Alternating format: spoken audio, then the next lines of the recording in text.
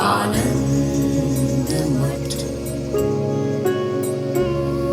आनंद मठ और ऋषियों की अनमोल धरोहर को संजोएं।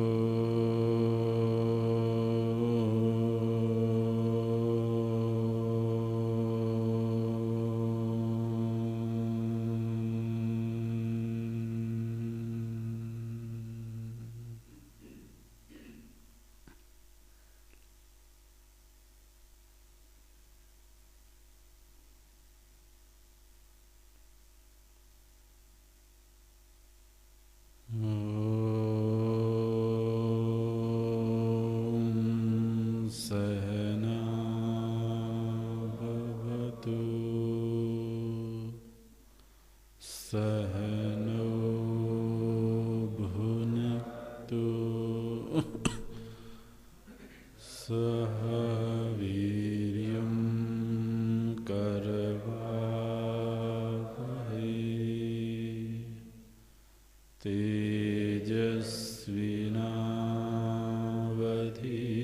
तेजस्विनावधीतमस्तु मा विद्विषावहै।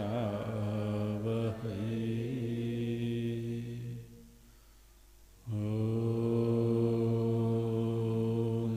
शान्तिः शान्तिः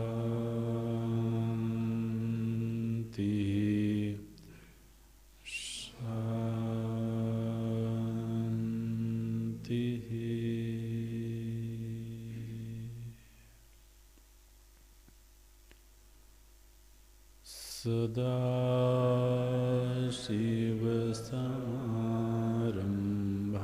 सदाशिवसमारम्भाम् शङ्कराचार्यमध्यमाम्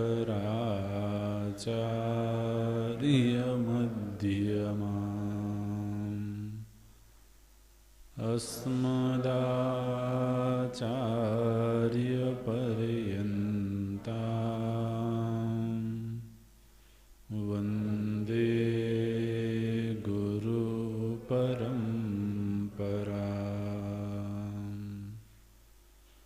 शङ्करं शङ्कराचार्यं केशवं बादरायणं सूत्रभाष्यकृतौ वन्दे भगवन्तौ पुनः पुनः भगवन्तौ पुनः पुनः। ॐ आप्यायन्तु ममाङ्गानि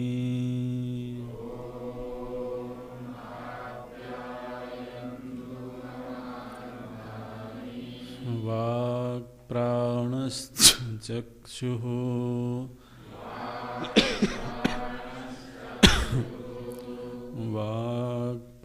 वाक्प्राणश्चक्षुः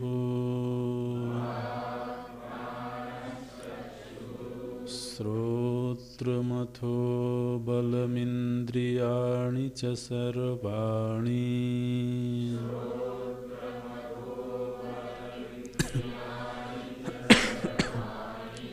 सर्वं ब्रह्मोपनिषदम्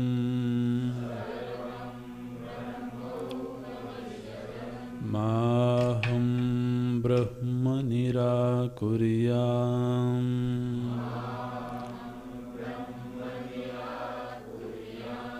मा ब्रह्म निराकरोत्। करोत्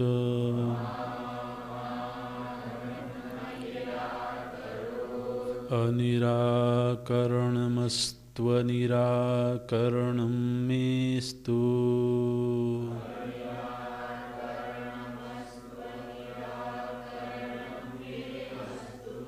तदात्मनि निरतेय उपनिषत्सु धर्माः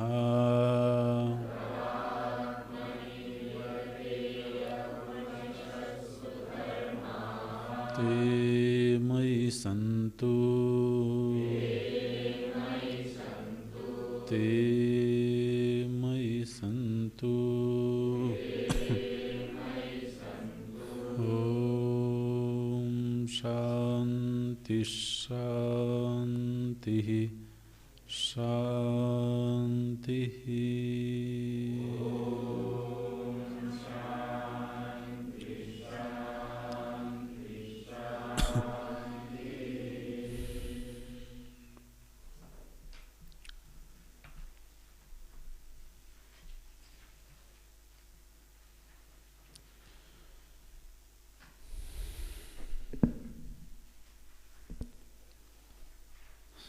तदेतत् वस्तु प्रश्न प्रतिवचन लक्षणया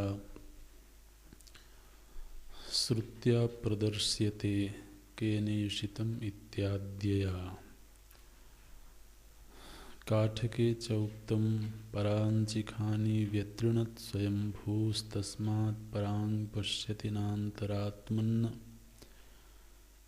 कश्चिद्धीरः प्रत्यगात्मानमैक्षदावृत्य चक्षुरमृतत्वमिच्छन्न इत्यादि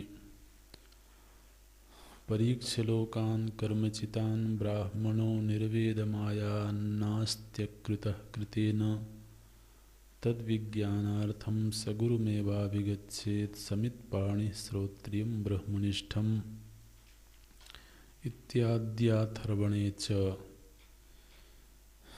एवं हि विरक्तस्य प्रत्यगात्मविषयं विज्ञानं श्रोतुं मंतुं विज्ञातुं च सामर्थ्यम् उपपद्यते न अन्यथा। एतस्माच्च प्रत्यगात्म ब्रह्म विज्ञानात् संसार बीजम् अज्ञानं काम कर्म प्रवृत्ति कारणम् अशेषतः निवर्तते।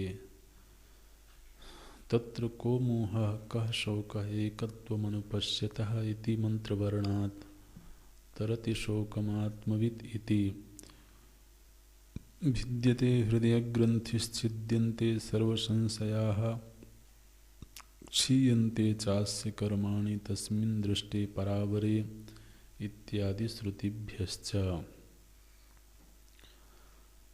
कर्मसहितात् अपि ज्ञानात् एतत् सिद्ध्यति इति चेत् न वाजसनेयके तस्य अन्य कारणत्ववचनात् जाया मे स्यात् इति प्रस्तुत्य पुत्रेण अयं लोकः जय्यः न अन्येन कर्मणा कर्मणा पितृलोको विद्यया देवलोकः इति आत्मनः अन्यस्य लोकत्रयस्य कारणत्वम् उक्तं वाजसनेयके। तत्रैव च पारिव्राज्यविधाने हेतुः उक्तः। किं प्रजया करिष्यामः येषां नः अयम् आत्मा अयं लोकः इति। तत्र अयं हेत्वर्थः प्रजा कर्म तत्संयुक्त विद्याभिः मनुष्य पितृ देवलोकत्रय साधनैः अनात्मलोक प्रतिपत्ति कारणैः किं करिष्यामः न च अस्माकं लोकत्रयम् अनित्यं साधनसाध्यम् इष्टम् येषाम् अस्माकं स्वाभाविकः अजः अजरः अमृतः अभयः न वर्धते कर्मणा नोकनीयान्नित्यश्च लोकः इष्टः स च नित्यत्वात् न अविद्या निवृत्ति व्यतिरेकेण अन्य साधन निष्पाद्य। तस्मात् प्रत्यगात्म ब्रह्म विज्ञान पूर्वकः सर्वैषणा संन्यास एव कर्तव्यः इति। कर्म सहभावित्व विरोधाच्च प्रत्यगात्म ब्रह्म विज्ञानस्य न हि उपात्त कारक फल भेद विज्ञानेन कर्मणा प्रत्यस्तमित सर्वभेद दर्शनस्य प्रत्यगात्म ब्रह्म विषयस्य सहभावित्वम् उपपद्यते। वस्तु प्राधान्ये सति अपुरुषतंत्रत्वात् ब्रह्म विज्ञानस्य तस्मात् दृष्टादृष्टेभ्यः बाह्य साधन साधेभ्यः विरक्तस्य प्रत्यगात्म विषया ब्रह्म जिज्ञासा इयं केनेषितम् इत्यादि श्रुत्या प्रदर्श्यते। शिष्याचार्य प्रश्न प्रतिवचन रूपेण कथनं तु सूक्ष्म वस्तु विषयत्वात् सुख प्रतिपत्ति कारणं भवति। केवल तर्क अगम्यत्वं च दर्शितं भवति। नैषा तर्केण मतिरापनेया इति श्रुतेश्च। आचार्यवान् पुरुषो वेद आचार्याद्धैव विद्या विदिता साधिष्ठं प्रापत इति तद्विद्धि प्रणिपातेन इत्यादि श्रुति स्मृति नियमाच्च। कश्चित् गुरुं ब्रह्मनिष्ठं विधिवत उपेत्य प्रत्यगात्म विषयाद् अन्यत्र शरणम् अपश्यन् अभयं नित्यं शिवम् अचलम् इच्छन् पृच्छेति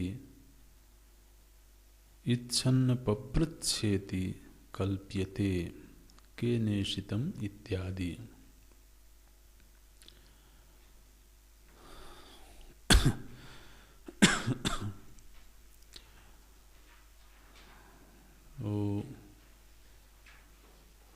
प्रत्यगात्म विषयं विज्ञातुं सामर्थ्यम उपपद्यते। प्रत्यगात्मा के विषय में श्रवण करने की सामर्थ्य उत्पन्न होती है। प्रत्यगात्म विषयम विज्ञानम, प्रत्यगात्म का जो विज्ञान है उसके विषय में श्रवण करने की सामर्थ्य, मनन करने की सामर्थ्य और ध्यान करने की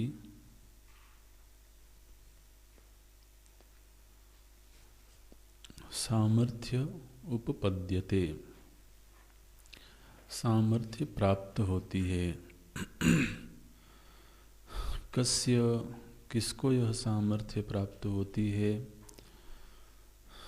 तो बोलते हैं एवं ही विरक्तस्य, जिसने विधिवत तरीके से जीवन जिया है, जिसने ईमानदारी पूर्वक अपने कर्तव्यों का अनुष्ठान करते हुए जीवन जिया है और जीवन में उपलब्ध भोगों का उसने भोग भी किया है, लेकिन परीक्षण करते हुए, इस बात का परीक्षण करते हुए कि श्रेष्ठतम कर्म का संपादन करने के अनंतर भी जिन परिस्थितियों, जिन फलों की प्राप्ति होती है, उनमें से कोई भी ऐसी परिस्थिति, कोई भी ऐसा भोग नहीं है जो आत्यंतिक दुख निवृत्ति और परम शांति का साधन बने। इसलिए वो जीवन को परीक्षक बन करके जीता है, देखता है। बेहोशी में नहीं जीता है। इसलिए वह बार बार परीक्षण करने पर इसी निर्णय पर पहुंचा कि नास्ति अकृतः कृतेन। जो अकृत वस्तु है वह किसी भी कर्म से, दिव्याति दिव्य कर्म से भी उपात्त नहीं है, प्राप्त नहीं की जा सकती है। एवं ही विरक्तस्य। तो फिर जब कर्म से कोई नित्य वस्तु नहीं मिल सकती है और नित्य को पाने की मानो कि उसमें लालसा है, तो फिर वह कर्म और कर्मजन्य समस्त विषयों से विरक्त हो जाएगा। एवं ही विरक्तस्य सामर्थ्यम उपपद्यते।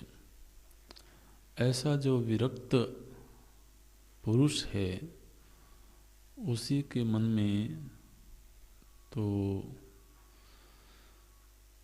प्रत्यगात्मा के विषय में सुनने की सामर्थ्य पैदा होती है, मनन की सामर्थ्य पैदा होती है। ये भगवान भाष्यकार इस संबंध भाष्य में प्रतिपादित करते हैं। एतस्माच्च, और जब ऐसी सामर्थ्य किसी को प्राप्त हुई और फिर वह विधिवत तरीके से इस प्रत्यगात्म विज्ञान का श्रवण करता है, मनन करता है, ध्यानाभ्यास करता है और उसे वह विद्या प्राप्त हो जाती है। एतस्माच्च प्रत्यगात्म ब्रह्म विज्ञानात्। जो प्रत्यगात्मा है वही ब्रह्म है, ऐसा बोध हो जाने के अनंतर, ऐसा ज्ञान प्राप्त हो जाने के बाद संसार बीजन अज्ञानम निवर्तते। विज्ञानात् अज्ञानम निवर्तते। विज्ञान हो जाने पर अज्ञान का निवारण हो जाता है।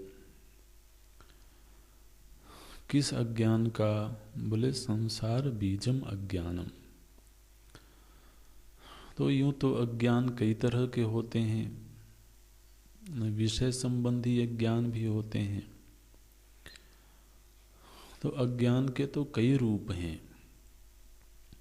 माने अज्ञान किस विषय का है वो अज्ञान की पहचान करवाता है।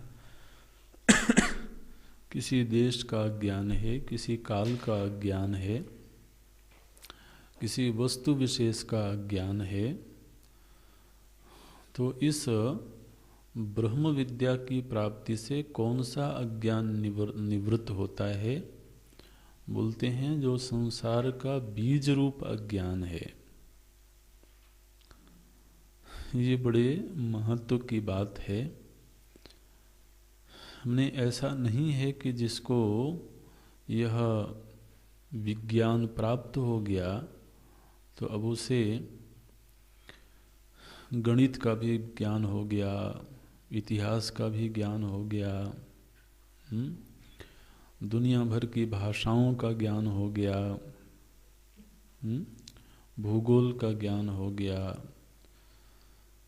तो सारे दुनियावी अज्ञानों की निवृत्ति हो गई, ऐसी बात नहीं है। उनको दूर करने की आवश्यकता ही नहीं है।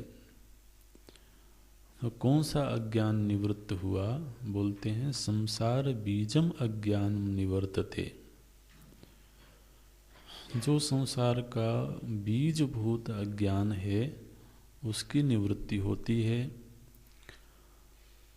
और चूंकि उसी अज्ञान से काम उत्पन्न हुआ, इच्छाएं उत्पन्न हुई, बाह्य विषय संबंधी इच्छाएं, यानी जो काम का स्वरूप है वो भी बाह्य विषय संबंधी ही है, और फिर उन इच्छाओं की पूर्ति के लिए कर्म का अनुष्ठान हुआ, तो अज्ञानम काम कर्म प्रवृत्ति कारणम। तो ये अज्ञान कैसा है? बोले एक तो संसार का बीज है और दूसरे यही काम और कर्म आदि की प्रवृत्ति का कारण है। इसलिए कारणम अशेषतः निवर्तते। हमने अज्ञान थोड़ा थोड़ा निकला, थोड़ा बचा रहा, ऐसा नहीं, अशेषतः निवर्तते।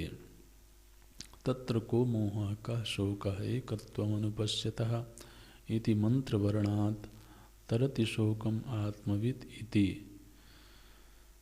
भिद्यते हृदय ग्रंथिश्छिद्यन्ते सर्व संशयाः क्षीयन्ते चास्य कर्माणि तस्मिन् दृष्टे परावरे इत्यादि श्रुतिभ्यश्च। तो इन श्रुति वाक्यों में भी तो इस वक्तव्य के प्रमाण प्राप्त होते हैं। तो यहाँ पर भगवान भाष्यकार ने ये प्रतिपादित किया कि विज्ञानात् एव अज्ञानम निवर्तते। ये मुख्य प्रतिपादन हुआ, न अन्यथा, और उसका कोई दूसरा उपाय नहीं है। तो ये प्रश्न पूछा गया भगवान भाष्यकार से, कर्म सहितात अपि ज्ञानात् एतत् सिद्ध्यति। एतत् सिद्ध्यति, जिस फल की आप बात कर रहे हैं कि संसार के बीजभूत अज्ञान की निवृत्ति हो गई, शोक मोह का निवारण हो गया, तो यह जो फल है, यह जो उपलब्धि है, ये कर्म और उपासना से भी हो सकती है। कर्म सहितात् ज्ञानात्, माने कर्म और उपासना के सह समुच्चय से एतत् सिद्ध्यति, यह सिद्धि हो सकती है। इति चेत, ऐसा यदि हम कहें तो बोलते हैं ना। कर्म सहितात् ज्ञानात् एतत् सिद्ध्यति इति चेत, अगर हम ऐसा कहें कि कर्म और ज्ञान के अर्थात उपासना के सह समुच्चय से इस फल की प्राप्ति हो जाती है, तो अब अगर किसी को देवलोक की प्राप्ति हो गई तो वो शोक मुक्त हो गया, मोह भी चला गया, तो एतत् सिद्ध्यति, यह तो सिद्ध होता हुआ दिखाई देता है। और आपने क्या कहा? प्रत्यगात्म ब्रह्म विज्ञानात् एव सिद्ध्यति। आपने कहा कि केवल प्रत्यगात्मा की ब्रह्मता का विज्ञान होने से ही यह फल मिलता है। तो हमें तो लगता है कि उसकी आवश्यकता नहीं है, कर्म और उपासना से भी यह संभव है। भगवान भाष्यकार कहते हैं ना, ऐसा कहना उचित नहीं है। क्यों उचित नहीं है? तो हेतु देते हैं, वाजसनीय के तस्य अन्य कारणत्व वचनात्। तो बोले कि भाई वाजसनेयी शाखा में, माने बृहदारण्यक उपनिषद में, तो यजुर्वेद की वाजसनेयी शाखा में बृहदारण्यक उपनिषद की प्राप्ति होती है। तो बृहदारण्यक उपनिषद में तो कर्म और उपासना के सह समुच्चय से कोई और ही फल बताया गया है। माने हमने जिस फल की बात की है, यह फल कर्म और उपासना से प्राप्त होता है, ऐसा श्रुति ने नहीं बताया, बल्कि अन्य कारणत्व वचनात्, माने कर्म और उपासना के सह समुच्चय में अन्य फल को उत्पन्न करने का कारणत्व है। जिन कारणों से जिस कार्य की उत्पत्ति बताई जाएगी तो वो हमें मालूम होना चाहिए, किस कारण से कौन सा कार्य उत्पन्न होता है। तो आपने कहा कि कर्म और उपासना के सह समुच्चय रूप कारण से अज्ञान की निवृत्ति रूप कार्य उत्पन्न होता है, लेकिन श्रुति में तो इस कारण से अन्य कार्य की उत्पत्ति बताई गई है। ये भाषा तो अब आपको समझ में आती होगी, तो समझनी ही चाहिए, अभ्यास हो जाना चाहिए। तो अन्य कारणत्व वचनात्, इनमें जो कारणत्व है, कारणत्व माने ये जिस फल को उत्पन्न करेंगे वो कोई और ही फल है। श्रुति ने तो कोई और ही फल की बात की है। वाजसनेय के तस्य अन्य कारणत्व वचनात्, तो किस फल की उत्पत्ति होती है? बोले देखो, वहाँ जहाँ बृहदारण्यक उपनिषद में यह प्रसंग आया है, वहाँ पर श्रुति ने कहा कि एक व्यक्ति है जो अभी संन्यास के योग्य नहीं है, उसकी लौकिक कामनाएं हैं, तो वह जाया में स्यात् इति, वो कामना करता है, वो अभिलाषा करता है कि मेरा अपना एक परिवार होना चाहिए। तो जिस प्रसंग में इस व्यक्ति की चर्चा हुई है, किस व्यक्ति की? जो अभी परिवार की कामना करता है।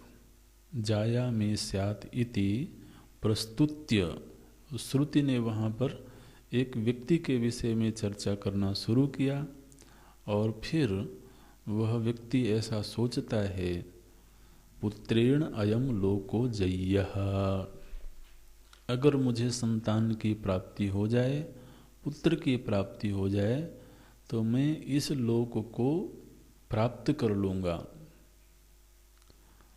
तो शास्त्रों में ऐसा कहा गया कि जिसको सत्संतान की प्राप्ति हो गई, गृहस्थाश्रम में प्रवेश किया और सत्संतान की प्राप्ति हुई, तो सत्संतान की प्राप्ति मात्र से वह एक विशिष्ट लोक को प्राप्त करने का अधिकारी हो जाता है।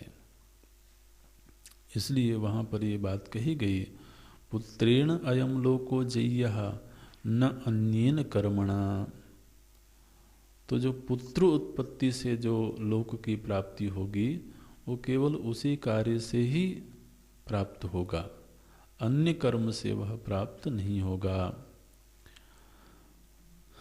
फिर दूसरा वहाँ पर बताया गया, कर्मणा पितृलोकः विद्यया देवलोकः। तो जो कर्तव्य कर्मों का अनुष्ठान करता है उसे पितृलोकों की प्राप्ति होती है, और जो उपासना अनुष्ठान करता है उसको देवलोक की प्राप्ति होती है। इति आत्मनः अन्यस्य, जिन लोकों की बात की गई, माने 3 तरह के लोकों की बात वहाँ पर श्रुति ने किया। एक तो पुत्र प्राप्ति से विशेष लोक प्राप्त हुआ, फिर एक सत्कर्म का अनुष्ठान करने से पितृलोक प्राप्त हुआ, और उपासना से देवलोक प्राप्त हुआ। जो तीनों ही लोकों की प्राप्ति बताई गई है, ये तीनों लोक कैसे हैं? बोले आत्मनः अन्यस्य, ये तीनों ही लोक आत्मा से व्यतिरिक्त हैं। आत्मा तो अहम रूप है, और कोई भी लोक होगा वो इदम रूप होगा। तो जिन लोकों की प्राप्ति हो रही है वो सारे के सारे आत्म व्यतिरिक्त लोक हैं, आत्मा से भिन्न लोक हैं। और कोई साधक ऐसा है जिसको आत्मा से भिन्न कोई लोकांतर नहीं चाहिए। तो अब कर्म और उपासना आदि तो केवल आत्म व्यतिरिक्त लोकों को प्रदान करने की ही योग्यता रखते हैं। ये इस मीमांसा को समझना अच्छी तरह से। तो जिन साधनों की आप बात की है आपने कि कर्म और उपासना के सह समुच्चय से अज्ञान की निवृत्ति हो जाएगी और आत्मोपलब्धि हो जाएगी, यह फल इन साधनों से तो प्राप्त नहीं होता है। श्रुति ने ऐसा नहीं बताया है। श्रुति ने क्या बताया है? बोले कर्म से, उपासना आदि से जिन लोकों की प्राप्ति होती है वो सब के सब आत्म व्यतिरिक्त लोक हैं, आत्मा से भिन्न लोक हैं। इति आत्मनः अन्यस्य लोकत्रयस्य कारणत्वम उक्तम वाजसनेयके। तो उस बृहदारण्यक उपनिषद में तो आत्मा से भिन्न लोकों की प्राप्ति रूप फल बताया है। और फिर उसी प्रसंग में बृहदारण्यक उपनिषद में ही जब सन्यासी का प्रसंग आया, ये जो अभी प्रसंग चल रहा था ये किसका चल रहा था? जो अभी कामी है, जो विषयोन्मुखी है, तो उसका प्रसंग में श्रुति ने ऐसा बताया। और यदि कोई परिव्राजक है, परिव्रज्या लेने में समर्थ है, तो तत्रैव माने उसी उपनिषद में पारिव्राज्य विधाने, जब पारिव्राज्य का विधान किया गया माने संन्यास का विधान किया गया, तो उसका हेतु क्या बताया गया? हेतु उक्तः। उसी उपनिषद में संन्यास आश्रम में प्रवेश करने का हेतु बताया गया। क्या हेतु बताया गया?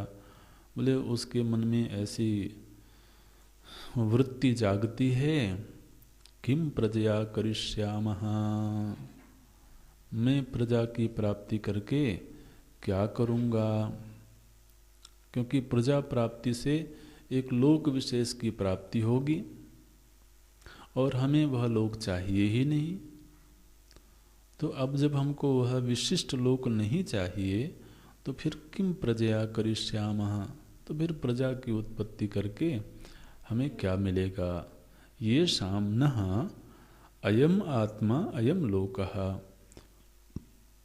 तो जिन हमें नह माने अस्माकम, हम जो हैं जिनको केवल आत्मलोक ही अभीष्ट है, अयम आत्मा अयम लोकः माने आत्मलोक ही जिसको अभीष्ट है, उन हमको प्रजा की उत्पत्ति से क्या लाभ है? ऐसा वहाँ पर श्रुति ने पहले तो अधिकारी भेद बताया। जब किसी व्यक्ति के मन में इच्छा जागती है जायामि स्यात्, तो उसके लिए बताया कि वह सत्कर्म और उपासना करे, पुत्रोत्पत्ति करे, तो उसे आत्मा से पृथक लोकत्रय की प्राप्ति होगी। लेकिन जिसके मन में इच्छा जागती है कि हमें तो केवल आत्मलोक चाहिए, आत्म व्यतिरिक्त किसी और लोक की हमें इच्छा नहीं है, तो फिर उसके मन में आता है कि तदा किम प्रजया करिष्यामः, तो फिर हम गृहस्थाश्रम आदि में प्रवेश करके क्या करेंगे? तो ये शाम नह, हम लोगों को जिन्हें केवल आत्मलोक ही अभीष्ट है, उन्हें तो कर्म के मार्ग में जाने की आवश्यकता नहीं है। तत्र अयम हेत्वर्थः, तो वहाँ पर श्रुति ने जो हेतु बताया गया था उसका अर्थ यह है। पहले क्या बोले थे? हेतु उक्तः, ये हेतु बताया गया है। और फिर बोलते हैं हेत्वर्थः, श्रुति ने जो हेतु बताया है उसका यह अर्थ है। ये अर्थ हम आपको बता रहे हैं। क्या अर्थ है उसका? तो बोलते हैं कि प्रजा कर्म तत्संयुक्त विद्या भी मनुष्य पितृ देवलोकत्रय साधनैः अनात्मलोक प्रतिपत्ति कारण ही। तो उस व्यक्ति को अनात्मलोकों की प्रतिपत्ति होती है। प्रतिपत्ति होना माने प्राप्ति होना। किसकी प्राप्ति होती है? बोले अनात्मलोक प्रतिपत्ति कारण ही, अनात्मलोकों की ही प्राप्ति होती है। वो अनात्मलोक कौन से हैं? बोले मनुष्य, पितृ, देवलोकत्रय साधन ही। तो मनुष्य लोक, पितृलोक और देवलोक, ये तो तीनों ही लोक अनात्मलोक हैं, आत्मलोक नहीं है। और इन तीनों ही लोकों की प्राप्ति का साधन क्या है? बोले प्रजा, कर्म, तत्संयुक्त विद्या भी। प्रजा की उत्पत्ति, कर्म करना और तत्संयुक्त विद्या भी, माने उसके सह समुच्चय के साथ विद्या भी, उपासना करने से। तो प्रजा की प्राप्ति से, कर्म से और उपासना के सह समुच्चय से क्या प्राप्त होता है? बोले मनुष्य, पितृ, देवलोकत्रय, ये तीन तरह के लोकों की प्राप्ति होती है। तो प्रजा, कर्म और विद्या इनके साधन हैं, साधन ही। अच्छा, तो इन साधनों का आश्रय लेकर के जिन लोगों की प्राप्ति हुई वो लोग कैसे हैं? बोले अनात्मलोक प्रतिपत्ति कारण ही। ये सारे के सारे अनात्मलोक की प्राप्ति में कारण हैं। किम करिष्यामः, वह जो संन्यास वृत्ति में पहुंचा हुआ व्यक्ति है, साधक है, वह सोचता है ऐसे लोगों को लेकर के मैं क्या करूँगा। तो जब ऐसी वृत्ति उसके मन में जागने लगी तो फिर वो सोचता है न च अस्माकं लोकत्रयम् अनित्यं साधन साध्यम इष्टम, न च अस्माकं इष्टम, हमें नहीं चाहिए। क्या नहीं चाहिए? बोले लोकत्रयम, ये तीनों ही लोक हमको नहीं चाहिए। क्यों नहीं चाहिए भाई? बोलते हैं अनित्यम, इतना जीवन भर कर्म किया, सत्कर्म किया, उपासना करी, पूरा जीवन लगा दिया उसमें, और जिन लोगों की प्राप्ति हुई कैसे लोग मिले? बोले अनित्यम। तो अनित्यम का मतलब ये है कि प्राप्ति तो हो गई, लेकिन जब तक रहेंगे तो रहेंगे, नहीं फिर से वही सब कुछ करना पड़ेगा। तो इसलिए अनित्यम, अस्माकम न इष्टम, हमें ऐसी चीज़ नहीं चाहिए। दूसरा साधन साध्यम, ये जो भी उपलब्धियां हैं ये सब उपलब्धियां तो साधन सापेक्ष हैं। तो जब तक साधन करते रहेंगे तब तक उनकी उपलब्धि होती रहेगी। साधन छोड़ दिया तो बोले कि अब तो तुम कुछ करते नहीं हो, इसलिए तुमको अब कुछ नहीं मिलेगा। तो करते रहें तो मिलता रहे, करना छोड़ दें तो बोले अब तो तुम आलसी हो गए, अब प्रमादी हो गए, तो क्या करें? बोले अब तुम जाओ पश्वादी योनि में। तो अगर हमें ऊपर के लोगों को बनाए रखना है तो महाराज साधन का आश्रय निरंतर लेते रहना पड़ेगा।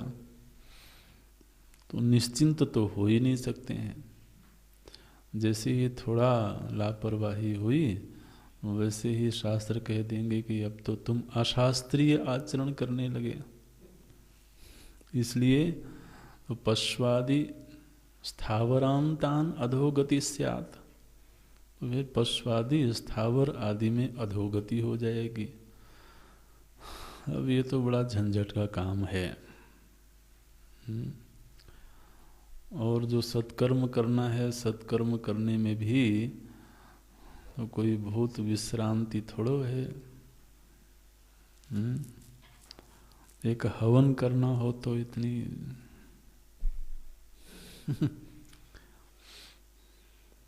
भाग दौड़ मचती है। तो इसलिए सत्कर्म करना कष्टप्रद है और उससे जो प्राप्त हुआ वो अनित्य है। तो अब हमको अनित्य नहीं चाहिए। इसलिए न च अस्माकं लोकत्रयम् अनित्यं साधन साध्यम इष्टम न इष्टम। अच्छा, तो फिर क्या चाहिए आपको? अगर ये तीनों लोक नहीं चाहिए तो फिर चाहिए क्या आपको? बोलते हैं ये शाम अस्माकम, ये जो हम लोग हैं इनको क्या चाहिए? बोले स्वाभाविकः अजः अजरः अमृतः न भयः न वर्धते कर्मणा नो कनीयान नित्यश्च लोकः इष्टः।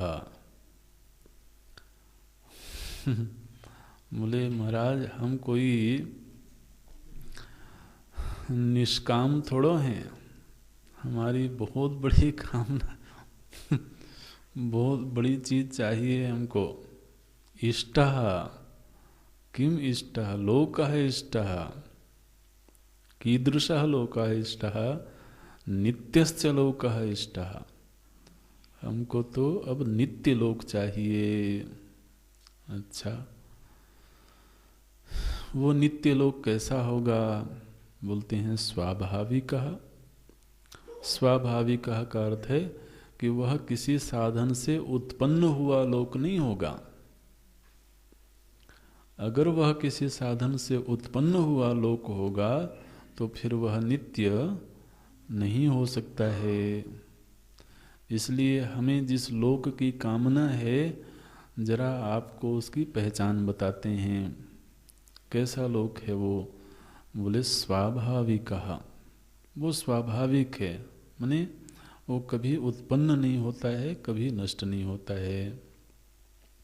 स्वाभाविकः अजः, उसका कभी जन्म नहीं हुआ है। अजरः, और उसमें कभी कोई विकार नहीं होता है। अजरः, जरा अवस्था नहीं आती, माने कोई विकार नहीं होता है। वो अविकृत है, उसमें किसी प्रकार के विकार की कोई संभावना नहीं है। अमृतः, वो कभी नष्ट नहीं हो सकता है। अभयः, वहाँ किसी प्रकार का भय नहीं है। किसी प्रकार का भय क्यों नहीं है? देखिए, ये जो भय होता है ना, ये द्वितीयता से होता है। द्वितीयाद वै भयम भवति, मुझसे भिन्न कोई होगा तो ही भय होगा। पक्की बात है। बोले महाराज हमको तो अकेले में भय होता है।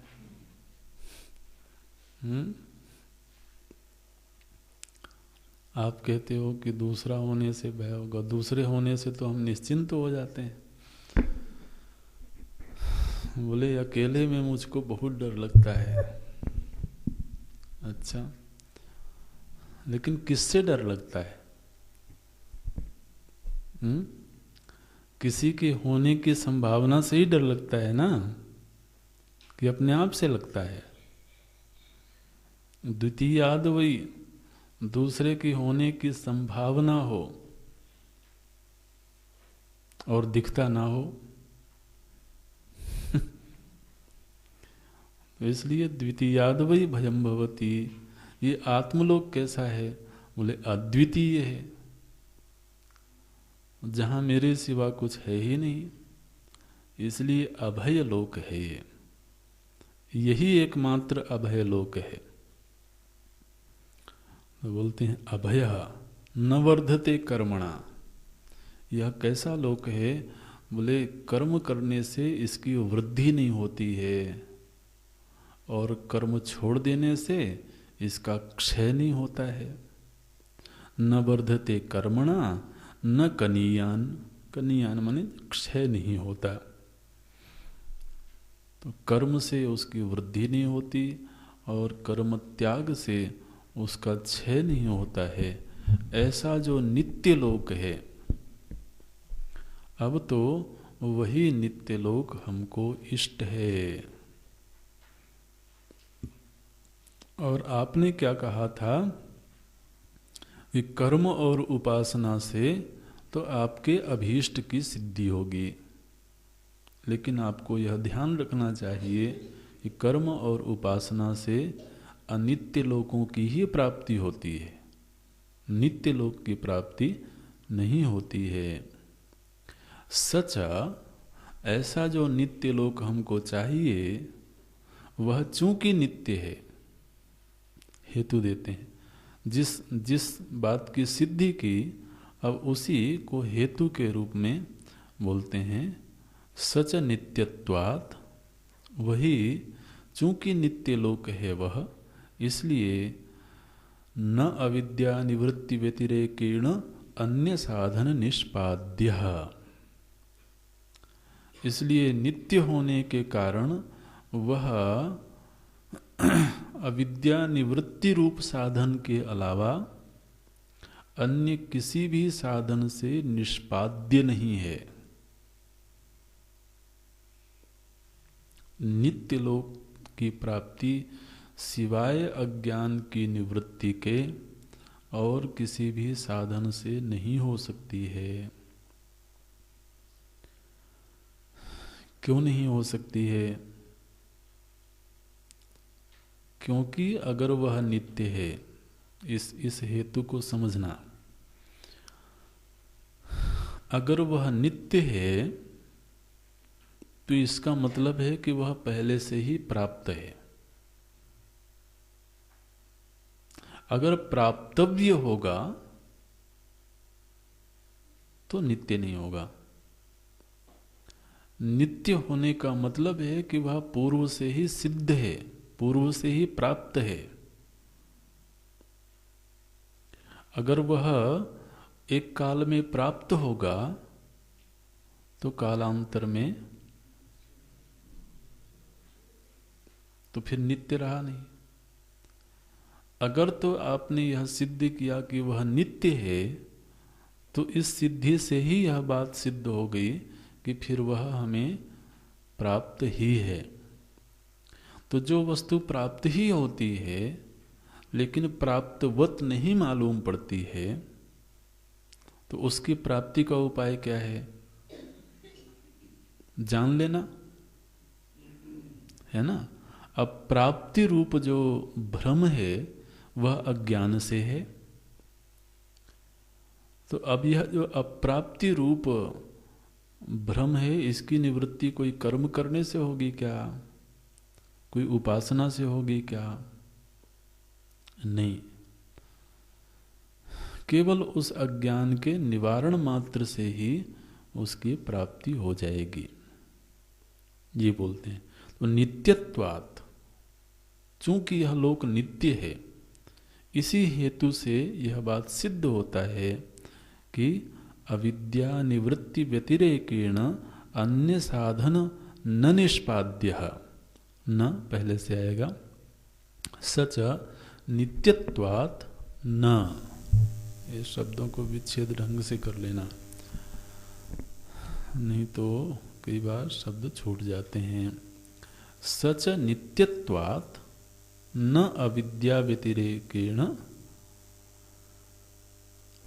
अविद्या निवृत्ति व्यतिरेकेण, अविद्या की निवृत्ति के अलावा अन्य साधन निष्पाद्य, अन्य साधन से निष्पाद्य नहीं है। तस्मात्, बिल्कुल सधी हुई विचार शैली है, एक के ऊपर एक निर्णय पहले प्राप्त हुआ, फिर उसी के ऊपर दूसरा निर्णय खड़ा होता है, फिर तीसरा निर्णय खड़ा होता है। अब ये विचार किस तरीके से चल रहा है कि जो तीन लोकों की प्राप्ति रूप फल था, यह तो कर्म और उपासना से प्राप्त हुआ, और किसको प्राप्त हुआ? जिसको अभी लोकत्रय की कामना है। लेकिन जो लोकत्रय की कामना नहीं रखता है, वो विरक्त हो चुका है और उसको नित्य लोक चाहिए, तो इसका मतलब है कि उसको ये मालूम है कि एक कोई नित्य लोक है, होता है, वह अज है, अमर है, अभय है, न कर्मणा वर्धते नो कनीयान। तो ऐसा जो नित्य लोक है वह नित्य होने के कारण सहज ही प्राप्त है। लेकिन आज के दिन हम अपने आप को उससे वंचित महसूस कर रहे हैं। इसका हेतु क्या है? बोले अविद्या। इसलिए अविद्या निवृत्ति व्यतिरेकेण, अविद्या निवृत्ति के अलावा अन्य किसी भी साधन से इस नित्य लोक की प्राप्ति नहीं हो सकती है। तस्मात्, इसलिए प्रत्यगात्म विज्ञान, प्रत्यगात्म ब्रह्म विज्ञान पूर्वकः, प्रत्यगात्मा की ब्रह्मता का विज्ञान होने से ही सर्व ऐषणा संन्यासः एव कर्तव्यः, समस्त ऐषणाओं का संन्यास करना ही कर्तव्य है। इति। अच्छा, और फिर एक दूसरा हेतु देते हैं। बोले देखो भाई, ये जो प्रत्यगात्म ब्रह्म विज्ञान है और कर्म है, इन दोनों का आपस में अत्यंत विरोध है। कर्म सहभावित्व विरोधाच, कर्म के साथ सहभावित्व मतलब साहचर्य, साथ साथ। किसका साहचर्य? बोले कर्म और फिर प्रत्यगात्म ब्रह्म विज्ञानस्य। तो ब्रह्म विज्ञान और कर्म, इन दोनों का अत्यंत विरोध है। अरे भाई, विज्ञान तो ज्ञान स्वरूप है और कर्म तो अज्ञान से उत्पन्न हुआ है। तो इसलिए कर्म और ब्रह्म विज्ञान का अत्यंत विरोध है। इसलिए कर्म से उपात्त, कर्म से प्राप्त होने वाले नहीं उपात्त कारक फल भेद विज्ञानेन कर्मणा प्रत्यस्तमित सर्वभेद दर्शनस्य प्रत्यगात्म विषयस्य सहभावित्वम उपपद्यते। तो बोलते हैं कि यह जो कर्म है और कर्म का अनुष्ठान करने में कारकों का सहयोग होता है, तो नहीं उपात्त, उपात्त माने अनुष्ठेय, अनुष्ठान करने से। किसका अनुष्ठान करने से? बोले कारक फल भेद विज्ञानेन कर्मणा, कर्मणा उपात्य, ऐसे शब्दों का तो अन्वय कर लेंगे। कर्मणा उपात्त, कर्म के अनुष्ठान करने से। किस कर्म का? बोले कारक फल भेद विज्ञानेन कर्मणा। माने जब हमने कर्म का अनुष्ठान किया तो हमको पहले कारक का ज्ञान था। कारक माने क्या होता है?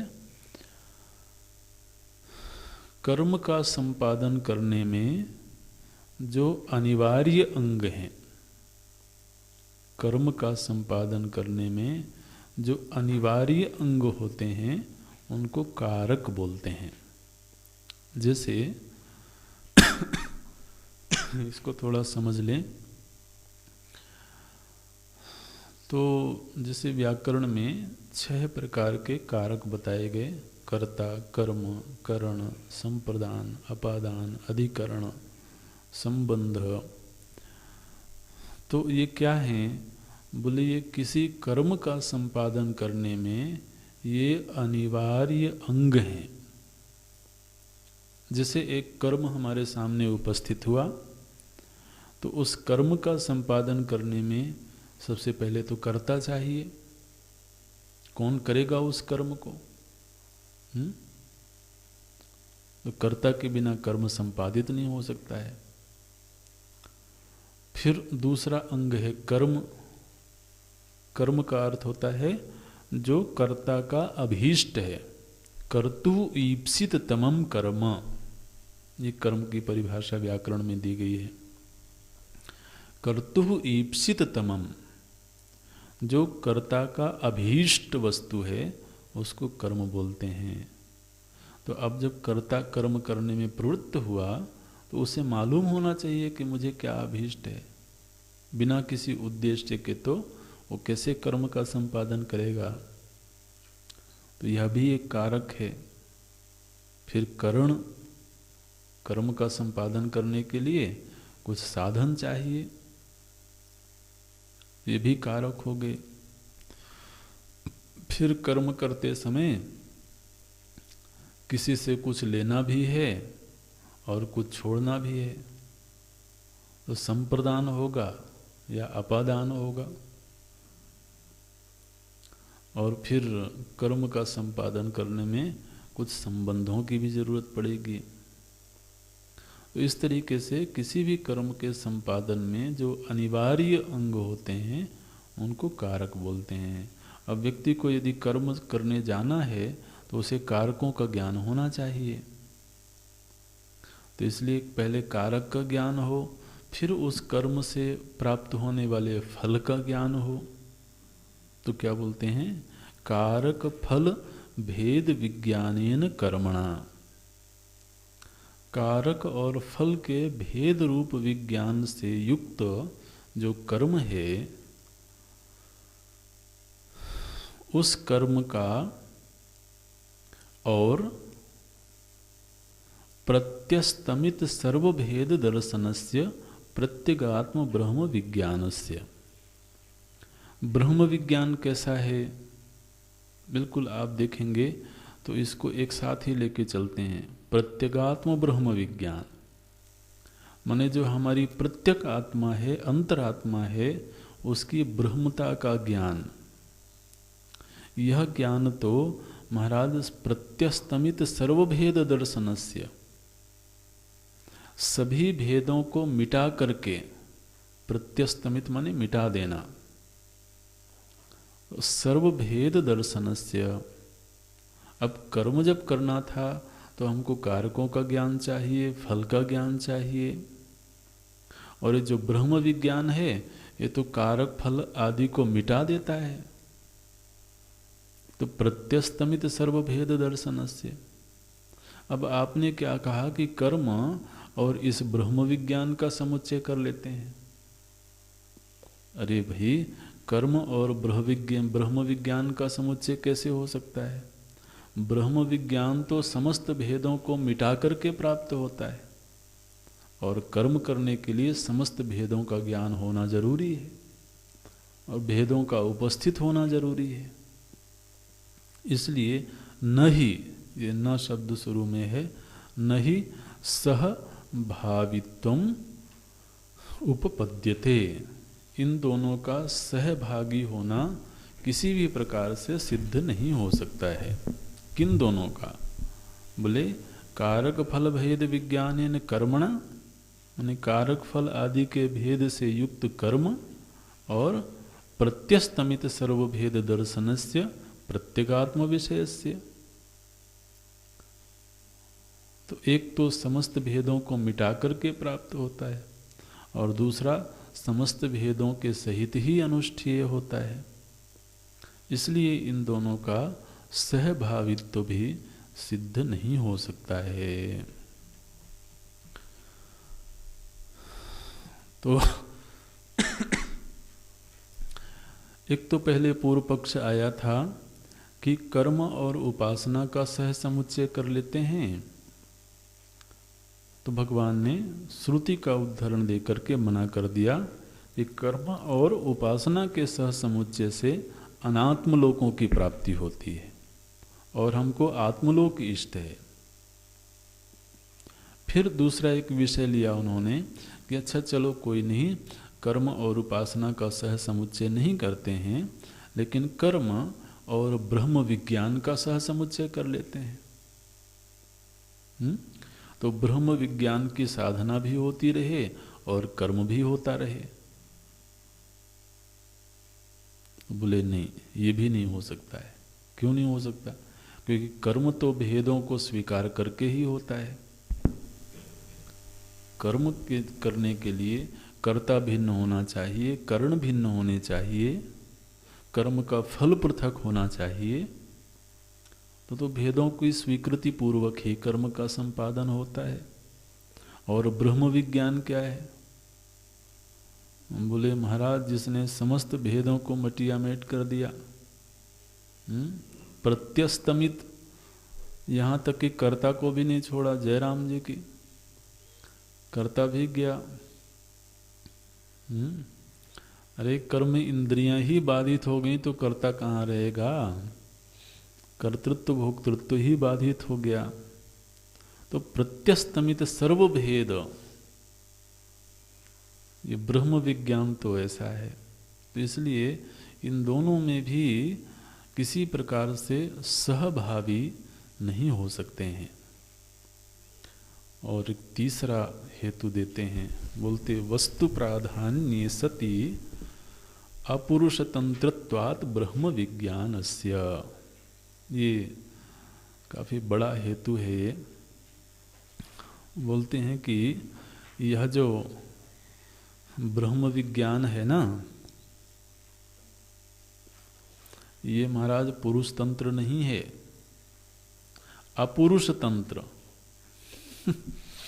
ये भगवान भाष्यकार का अपना कहने का ढंग है। बोलते हैं ब्रह्म विज्ञान अपुरुष तंत्रत्वात्।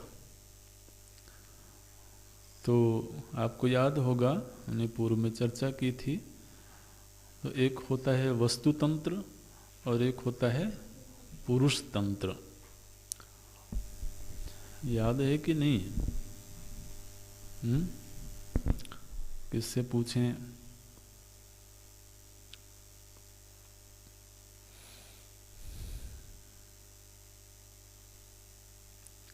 क्या होता है वस्तु तंत्र और पुरुष तंत्र?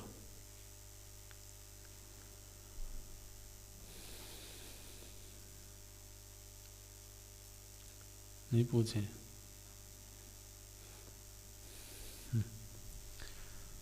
याद रखो भाई, ऐसे काम नहीं चलेगा। बिना पूछे ही समझ में आ जाता है कि बता पाएंगे कि नहीं। कुछ लोग बता भी सकते हैं, लेकिन ज़्यादातर तो मायूस चेहरे ही मालूम पड़ते हैं।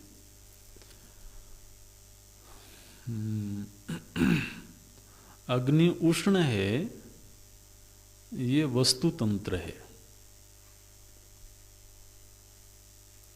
और अग्नि देवता है, ये पुरुष तंत्र है। माने जहाँ पर किसी बात को स्वीकार करने की हमारे पास स्वतंत्रता हो और अस्वीकार कर देने की भी स्वतंत्रता हो, उसको कहते हैं पुरुष तंत्र। माने हम चाहें तो अग्नि को देवता माने और चाहे न माने, ये तो हो गया पुरुष तंत्र जो हमारे अधीन है। लेकिन अग्नि उष्ण है, यह हमारे अधीन नहीं है। माने हम किसी दिन उसको उष्ण माने और किसी दिन न माने, तो अब ऐसा नहीं है कि उष्ण नहीं मानने पर वह उष्ण नहीं रही। तो वो धर्म जो वस्तुनिष्ठ होते हैं, वस्तुगत होते हैं, जहाँ पर हमारी कोई स्वतंत्रता नहीं होती है मानने नहीं मानने की, उसको बोलते हैं वस्तु तंत्र। माने जिन नियमों को हम अपनी इच्छा से नहीं बदल सकते हैं, जिन नियमों को, जिन स्वभावों को हम अपनी इच्छा से नहीं बदल सकते, उसको बोलते हैं वस्तु तंत्र। और जिसको हम बदल सकते हैं उसको बोलते हैं पुरुष तंत्र। माने हमारे पास में स्वतंत्रता है कि अगर तो हम अग्नि की देवता के रूप में उपासना करें तो हमें अग्नि से विशिष्ट फल की प्राप्ति होगी। देवोपासना से जो फल मिलेगा वो विशिष्ट फल होगा। तो वो जो विशिष्ट फल है उसकी प्राप्ति हम विशेष अनुष्ठान से कर सकते हैं, और यदि देवता नहीं मानते हैं तो हमें वो फल नहीं प्राप्त होगा।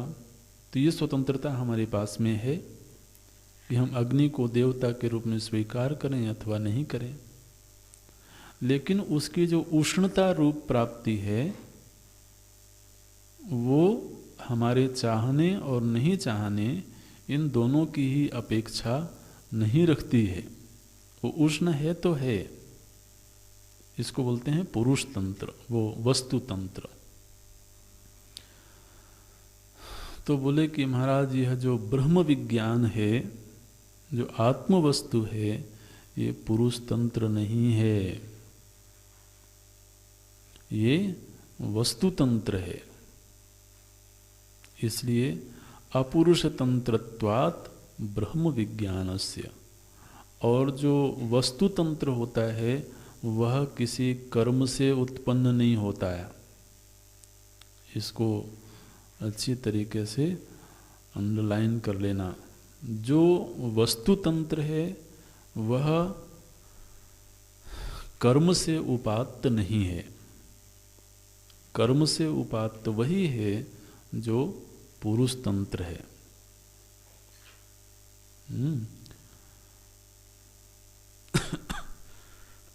तो यह जो ब्रह्म विज्ञान है यह तो अपुरुष तंत्र है, माने वस्तु तंत्र है।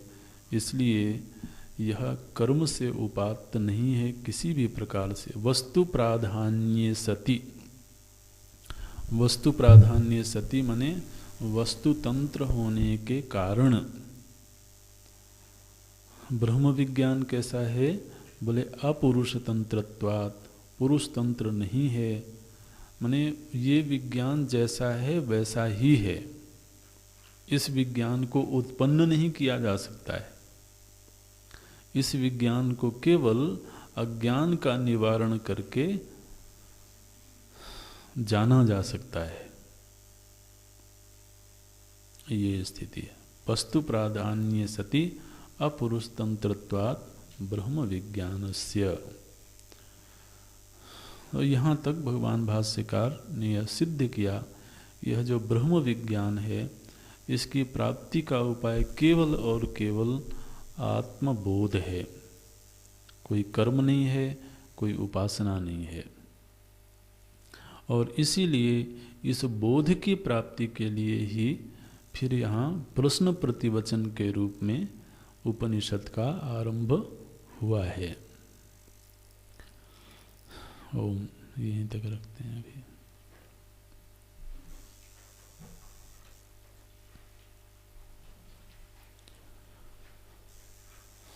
ओम पूर्णमदः पूर्णमिदं पूर्णात् पूर्णमुदच्यते पूर्णस्य पूर्णमादाय पूर्णमेवावशिष्यते। ओम शांति शांति शांति। हरि ओम। श्री गुरुभ्यो